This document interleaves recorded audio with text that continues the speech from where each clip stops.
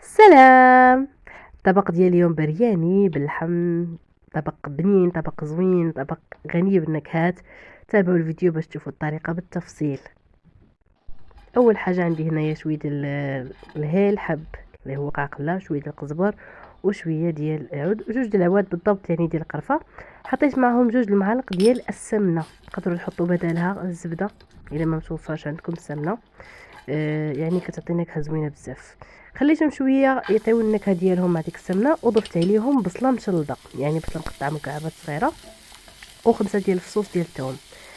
طبعا البصله كتخليوها حتى كتشحر شويه. الا بغيتوها تدبل ضروري خصكم تنقصوا عليها العافيه باش كتدبل بوقت اسرع، وكتولي عندنا بهذا الشكل هذا.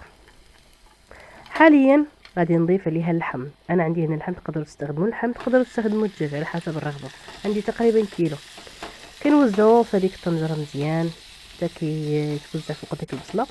كنغطيه كنخليه مده ديال 3 دقائق 4 دقائق ماشي اكثر على نار عاليه. ملي كتحطوا اللحم ضروري تعلوا النار. كيف ما كتشوفوا عندي هنا اللحم تشوح تشحر، خدا من ديك النكهه ديال البصله. دابا غادي نزيدو عليه جوج ديال المطيشات مقطعين مكعبات صغار، وجوج ديال المحالق ديال مركز الطماطم. كنوزعوا ديك المطيشه وديك مركز الطماطم على اللحم باش اللحم يتشرب من ديك النكهه ديال الصوص ديال الطماطم. وصافي كنغطيوه وكنخليوه جوج دقائق 3 دقائق، هي دغيا كتطلق ديك المطيشه دغيا كتطلق، كتاخذش وقت دغيا، طبعا على حراره عاليه. هنا غادي نزيد البهارات غادي تلقاوهم في صندوق الوصف لتحت ديال الفيديو. غتلقاوني كاتبه لكم البهارات كامله باش بلا ما نطول عليكم الفيديو.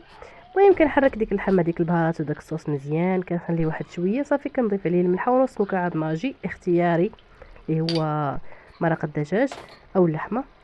عندي هنا حوالي جوج ديال البصلات حجم صغير، انا خليتهم في الزيت ومعلقه ديال السمنه، درت نص الكميه مع اللحم وكيف ما كتشوفوا خليت النص مع الرز.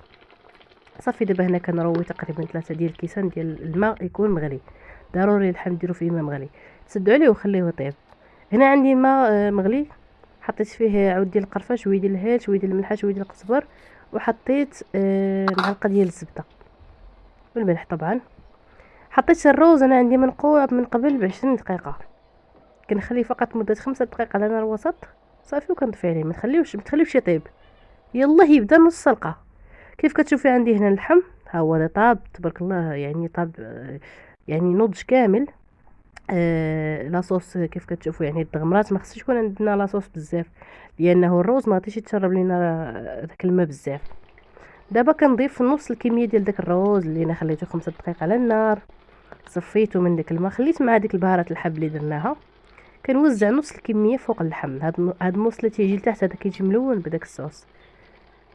كنوزع عليه سميتو، كنوزع عليه شويه ديال المعدنوس مقطع، شويه من ديك البصله كتعطي نكهه زوينه بزاف مع الروز.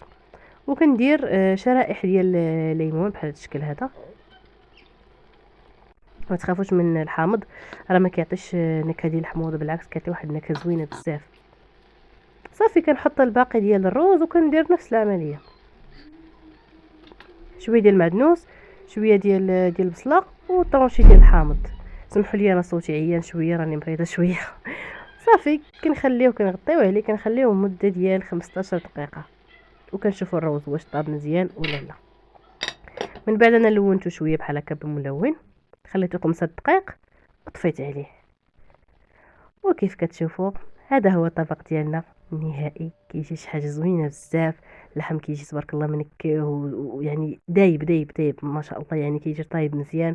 الروز حتى هو كيجي منكه ودوك الالوان فيه، وهذا زينته بشويه ديال اللوز او الصحه.